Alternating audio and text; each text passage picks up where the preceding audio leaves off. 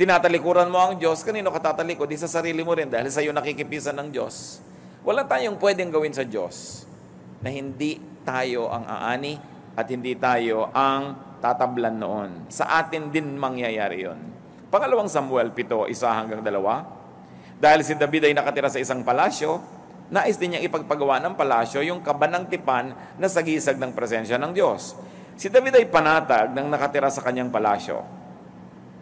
Sa tulong ni Yahweh, hindi na siya ginagambala ng kanyang mga kaaway. Tinawag niya si Nathan at sinabi, ang tahanan ko'y yari sa Cedar, samantalang nasa isang tolda lamang ang kaban ng Diyos. Nahalata ni David na maganda ang trato niya sa sarili niya, pero parang hindi kasing ganda nun ang pagtrato niya sa presensya ng Diyos. At nahalata niya na kung paano niya dapat tinatrato ang sarili, ganoon din sa Diyos. Sapagkat babalik at babalik sa Kanya. Kaya siya ay nagplano na magpagawa ng higit lalong mainam na kanlungan noong kaban ng tipan. He was of course trying to improve the situation wherein the Ark of the Covenant might be housed more appropriately because he was only a human king and yet he lived in a palace. Sa pangalawang Samuel 24:24, na nang si David ay bumibili ng mga hayop upang ihandog sa Panginoon, ay ayaw naman siyang pagbayarin nung kinuhanan niya at pinagpilitan niya magbayad. Sabi sa Biblia, ngunit sinabi ng hari, hindi maaari, mabayaran kita, sapagkat hindi ako maghahandog kay Yahweh ng anumang walang halaga sa akin. Kaya't binayaran ni David ang giikang yon at ang toro sa halagang 50 pirasong pilak. Dahil siya'y hari, nung kumuha siya ng hayop doon sa supplier, ayaw siyang pagbayarin, wag na lang, libre na lang. Sabi niya, ayoko ng mga patiway-tiway dahil yan ay ibibigay ko sa Diyos. Mahal ang Diyos, kaya mahal din ang ibibigay ko sa Kanya. Napakaganda sa salitang Tagalog yung mahal because it means beloved and it also means expensive. Kasi mahal ka, hindi ka bibigyan ng mura. Kasi sa atin, yung mura na inexpensive or cheap, curse din yung huwag mo kumurahin. Kasi pag binibigyan ka ng mura, minumura ka. Pag minamahal ka, binibigyan ka ng mahal. Kaya alam niyo yung tao nagmamahal sa Diyos, hindi niya minumura ang Diyos, hindi mura-mura lang yung binibigay niya.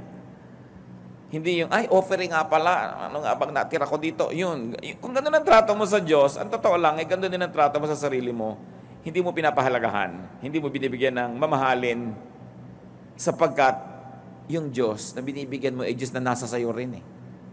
Diyos na tumutulong sa iyo, Diyos na nagmamahal sa iyo, Diyos na lumikha sa iyo, tapos itatrato mo ng ganun lang, edi sa iyo rin yun babalik. Kaya sabi nitong si David, I'm not going to give God anything that costs me nothing. It's going to be expensive. Ramdam, dama, kasi mahal ko siya. Ano po mga katotohanan dito ang nais nating bigyan ng diin? Ang ginagawa sa Diyos, ang siya ring ginagawa sa sarili. Ang pagpipitagan sa Diyos ay pagpipitagan din sa sarili. Ang gumagalang sa Diyos ay iginagalang din. Pansinin niyo mga kapatid, yung mga bumabasto sa Diyos, nagiging bastusin din sila. Yung mga tumatalikod sa Diyos, tinatalikuran din sila ng maraming magagandang bagay. Yung nagpapahalaga sa Diyos, pinapahalagahan din niya ang sarili niya. Nakakita ka naman ng tao nagpapahalaga sa Diyos tapos naglalakad ng hubot-hubad sa kalye? Sa niya, mahalaga sa akin ng Diyos tapos bumulwak na yung dibdib niya sa lalim ng kanyang neckline? Hindi, nagpapahalaga ka sa Diyos, ang nagiging ending, pinapahalagahan mo rin yung katawan mo eh. Kasi kahit hindi mo iniisip yan, kahit hindi ka conscious, alam mong nananahan sa iyo ang Diyos. Kaya yung tao nagpapahalaga sa Diyos, pati sa pagkain, hindi nagtitira ng kung ano-ano, hindi burara sa mga gamit. Kasi ang Diyos is God of order. Because the moment you turn your back on God, then you turn your back on the decent part of yourself. Because God is your decency. God is your cover. God is your respectability. And the moment you don't respect God, the first thing you do is disrespect yourself. Tingnan ninyo ang mga tao na tumatalikod sa Diyos. Ang una-una rin tinatalikuran nila yung sarili nilang morality, sarili nilang urbanity, sarili nilang respectability. Because the moment you harm God, you harm yourself. Because God is in you. Marcos 8:38. In a very graphic way, Jesus demonstrated it. Kapag ikinahiya ninyo ako at ang aking mga salita sa harap ng mga taksil at makasalanang mga tao sa panahong ito, ikakahiya rin kayo ng anak ng tao pagparito niya na taglay ang dakilang kapangyarihan ng kanyang ama at kasama ang mga banal na anghel. So sinasabi ni Lord, ginagawa mo sa akin, gagawin ko sa iyo. Ikinakahiya mo ako sa mga tao, pagdating ko para maghukom, ikakahiya din kita. Pero itinataas mo ako, itataas din kita. Pinapahalagahan mo ako, pahalagahan din kita. Kaya ang nagpapahalaga sa Diyos, nagpapahalaga rin sa sarili. Nakita niyo yung tao na inalihan ng masasamang espiritu? Nung pinuntahan ni Jesus, siya'y hubot-hubad, napaka-wild, ikinakadena, nilalagot lang niya yung mga kadena, nakatira siya doon sa kasama ng mga patay sa mga libingan. Pero nung naramdaman na niya ang kapangyarihan ni Kristo at siya ay nahipo ng kapangyarihan ito, anong unang napansin ng mga tao? Matino na siya, hindi na siya wild. At siya'y nakadamit na, hindi na siya hubot-hubad. Sapagkat ang taong natututong magpahalaga sa Diyos, consequently, automatically, inevitably, pinahahalagahan din ang sarili. Kaya kung inihampas-hampas mo lang yung katawan mo sa 4 na sulok ng Pasay, nung hindi mo kilala ang Diyos, ngayon ikaw ay nasa Diyos na, pinapahalagahan mo na yon. Pinapahalagahan mo na ang iyong oras, pinapahalagahan mo na ang sinasabi mo, saan ka nagpupunta, saan ka nakikita, kasi pinapahalagahan mo yung Diyos. Ang pagtataas sa Diyos ay pagtataas din sa sarili. At napapabuti ang sumusunod sa Diyos. Jeremias 7:23, sinabi dito ng Diyos, subalit inutusan ko silang sumunod sa akin upang sila'y maging aking bayan at ako naman ang kanilang magiging Diyos. Sinabi kong mamumuhay sila ayon sa ipinag-uutos ko at magiging maayos ang kanilang pamumuhay. Napaka-inconsistent yung nagsasabi siya nasa Panginoon tas ang gulo ng buhay. Liban na lang yung gulo na yan ay tira-tirahan pa nung dating gulo nung wala pa sa Panginoon at inaayos-ayos pa, understandable. Pero yung nasa Panginoon ka na, imbento ka pa ng imbento ng mga bagong gulo, hindi yata bagay yon. Kung talagang pinapahalagahan ng Diyos na Diyos ng kapayapaan at Diyos ng kaayusan, na pagpapala ang mga sumusunod sa Diyos. Awit 89:15, mapalad ang taong sa iyo'y sumasamba, sa pagsamba niya'y inaawitan ka, at sa pag-ibig mo'y namumuhay sila. Pag sumuko ka sa Diyos, anong nangyayari? Sumusuko ka sa kaayusan, napapaayos ka. Pagka ikay lumalaban sa Diyos, tinatanggal mo ang kaayusan sa iyong buhay, napapagulo ang buhay. Ang umiibig sa Diyos ay naiibig din ng Diyos. At kung naiibig ka ng Diyos, naiibig ka rin ng iyong kapwa at naiibig ka rin ng iyong sarili. Kaya napapahalagahan mo lang ang sarili mo kasi nandun yung Diyos sa iyo na pinapahalagahan mo. Ang trato sa Diyos, trato sa sarili. Kaya yung mga ibang nagtatampo sa Diyos, hindi nila alam, nagtatampo rin sila sa sarili nila. Tatalikod sa Diyos, tatalikod din sa sarili. Juan 14:21, ang tumatanggap sa mga utos ko at tumutupad nito ang siyang umiibig sa akin. Ang umiibig sa akin ay iibigin ng aking Ama at iibigin ko rin siya at ako'y lubusang magpapakilala sa Kanya. So yung umiibig sa Diyos, naiibig din. Yung namumuhi sa Diyos, kinakamuhian din. Parang echo mountain ng Diyos. Kung ano sabihin mo, yun ang babalik sa'yo. Parang salamin. Kung ano ipakita mo, yun ang marereflect sa'yo. Kaya napakahalaga po na conscious tayo kung paano tayo nakikitungo sa Diyos. Ang nagpapahalaga sa Diyos ay nagkakaroon din ng halaga. Kaya naman gusto ng Diyos na siya'y parangalan, sambahin, sundin at ibigin ng kahit higit kanino man dahil tayo rin ang nakikinabang nun. Mateo 22:37, sumagot si Jesus, ibigin mo ang Panginoon mong Diyos ng buong puso, ng buong kaluluwa, at ng buong pag-iisip. Sapagkat kung iniibig mo ang Diyos, ang ending nun, iibigin mo rin naman ang iyong sarili. Na ang paglilingkod mo sa Diyos, ang ending nun ay paglilingkod din sa sarili dahil ikaw ang makikinabang. Na ang pagsunod sa Diyos ay pagpapabuti ng sariling kalagayan dahil ikaw ang mapapabuti. So sa lahat ng yan, tayo rin ang nakikinabang. At ano pa pong isang katotohanan napakahalagang laging alalahanin, ang ipinagkakait sa Diyos ay ipinagkakait din sa sarili. Yung nagdadamot sa Diyos, pinagdadamutan nyo ang inyong sarili. Dahil, sinabi ni Jesus, Lucas 6:38, magbigay kayo at kayo'y bibigyan ng Diyos. Hustong takal, siksik, liglig at umaapaw pa ang ibibigay sa inyo. Sapagkat ang panukat na ginagamit inyo sa iba ay siya rin gagamiting panukat sa inyo. So if you're generous to God, God becomes generous to you. Whatever you give to God, God gives back. So sino mang tao ang matalino ay hindi niya pagkakaitan ng Diyos. Hindi niya pagkakaitan yung mga hinihingi sa kanyang, hindi lang yung mga donation, hindi lang yung mga material things, lalong-lalo yung obedience. Because when you deny God your obedience, you deny yourself the fruit of that very obedience. And in Christian dynamic, you keep only what you give away. And you lose what you try to keep. Ang sumusuway sa Diyos ay lumalabag sa sariling budhi. Nakita nyo? Kung hindi natin ito laging naalala, isipin, pag may ginagawa kayong masama, nagigilty naman kayo, di ba? Kumisa lang, pabawas ng pabawas yung intensity ng guilt na yan pag lagi nating binabaliwala. Pero meron pa rin. Bakit pag may nasabi kang masama, parang nalamukot din naman yung puso mo? Pag may pinagdamutan ka, you don't feel good. Pagka meron kang ginawa ng masama, hindi ka rin makatulog. Pag may ginawa ka naman ng mabuti, natutuwa ka. Kaya according to studies, yun daw gumagawa ng mga charitable works, actually lumalawig ang buhay, mas mabilis gumaling sa mga sakit, at mas malakas ang panlaban nila sa sakit. Kasi meron silang kasiyahan eh. Pero ginawa yun sa kapwa. Alam nyo kung bakit? Kasi ang ginawa mo sa kapwa ay ginawa mo sa Diyos. Ang ginawa mo sa Diyos, ginawa mo sa sarili mo. Kaya yung gumagawa ng mabuti sa kapwa, gumagawa ng mabuti sa Kanya.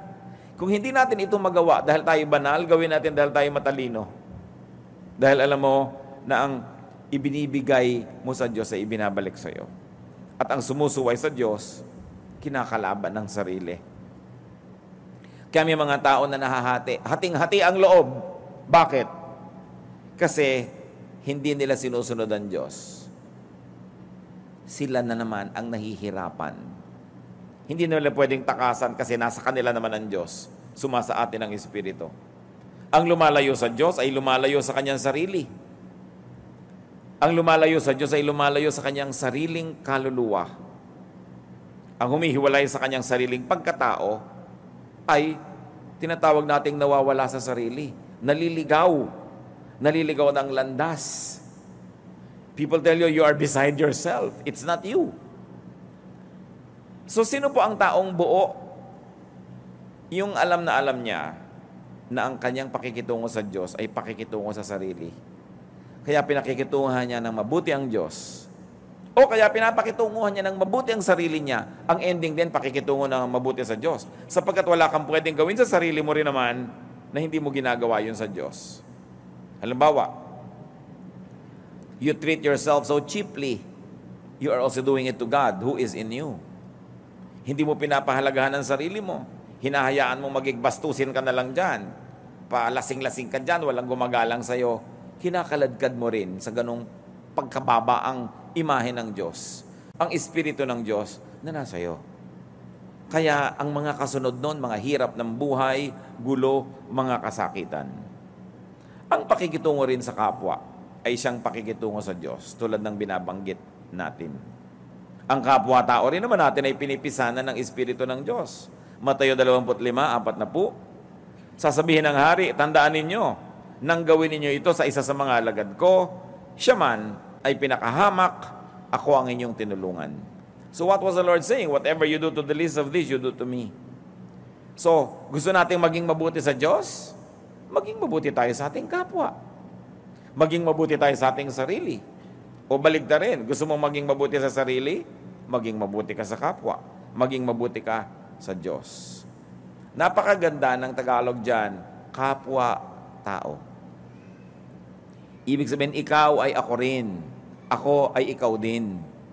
Wala akong pwedeng gawing masama sa iyo na hindi rin ako maapektuhan. Wala akong pwedeng gawing pag-ignore sa iyo na hindi rin ako yung na-ignore. Ang trato sa Diyos, ang trato sa kapwa, ay siya rin pagtrato sa sarili. Efeso 4:6, iisang Diyos at Ama nating lahat. Yun ang tawag sa Diyos. No?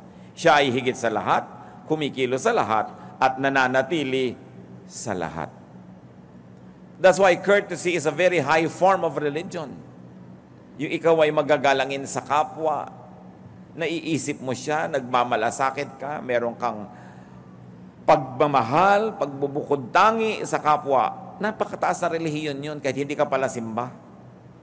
Sapagkat ang pagtrato mo sa kapwa ay pagtrato mo rin sa Diyos. Alam nga namang dasal ka ng dasal, dipa ka ng dipa, taas-taas ka ng kamay. Pagkatapos, hindi mo naman pinapahalagahan ng iyong kapwa. Ini-ignore mo siya o sinasaktan mo siya. Anong uri ng relihiyon? Hati ka. Kasi kalahati ng sarili mo, sumasamba ka sa Diyos. Kalahati, sinisira mo ang kapwa mo na tinatahanan din ng Diyos, edi sinasaktan mo rin ng Diyos. Napakahalaga po mga kapatid na ating mithiin sa buhay yung maging buo. Yung sinasabi mo at iniisip mo, pareho. Yung tinuturo mo at ginagawa mo, pareho. Bagamat hindi tayo perfect, kung minsan tinuturo natin, hindi natin lubos na nagagawa. Pero at least mataas naman dapat ang grade mo dyan kahit hindi perfect. Papunta ka towards perfection. Dapat buo. Mahal mo ang Diyos tapos kinakamuhan mo yung kapwa. Kaya nga sabi sa Bible, if you say you love God but hate your brother, you're a liar. Dahil iisa yun eh. At tayo po ba nakarating na doon sa punto na nakita nating iisa yan? Na itong mabuting tao, itong masamang tao, iisa rin yan, member din yan ng katauhan. Kaya si Jesus sabi niya, pag ninakawan ka ng jacket, ibigay mo pa yung t-shirt mo. Kasi sabi sa kanya, mabasama at yan at mabuti, bahagi yan ng buong sangkatauhan. Bagamat iniingatan mo naman ang sarili mo na madamage ng masasamang tao, pero kahit masama siya, ginagawan mo pa rin ng mabuti. Kasi yun ang ginagawa ng Diyos, gumagawa siya ng mabuti sa masasama. Iniligtas niya tayo while we were yet sinners. Hindi naman tayo iniligtas ni Jesus nung mabuti tayo eh. Bumuti lang tayo dahil nailigtas na. Kaya napaka-importante nakikita mo yung oneness with other people and oneness with God. Oneness with nature. May mga relihiyosong tao tapos hindi naman nila inaalagaan yung ilog. Dasal sila ng dasal but they are polluting the oceans. Ang Diyos, ang lumikha nun, siya ang nag-design ng balance ng nature. Tapos ini-imbalance mo, tapos dasal ka ng dasal sa Diyos. Hindi ba hati ka nun? Parang hindi ka consistent. At ang Diyos, sa Biblia, laging gusto niya yung isa, buo. Pag i-describe pa nga ni Jesus siya at ang Ama, kami isa. No? Lagi ang gusto niya, kayo, pag nagkakaisa, didinggin ng langit ang inyong panalangin. Kung ikaw mismo sa sarili mo hati. Hindi maganda ang trato mo sa Diyos, sa actual life, pero sa salita, sa praise and worship, ang ganda-ganda. Di hati ka nun.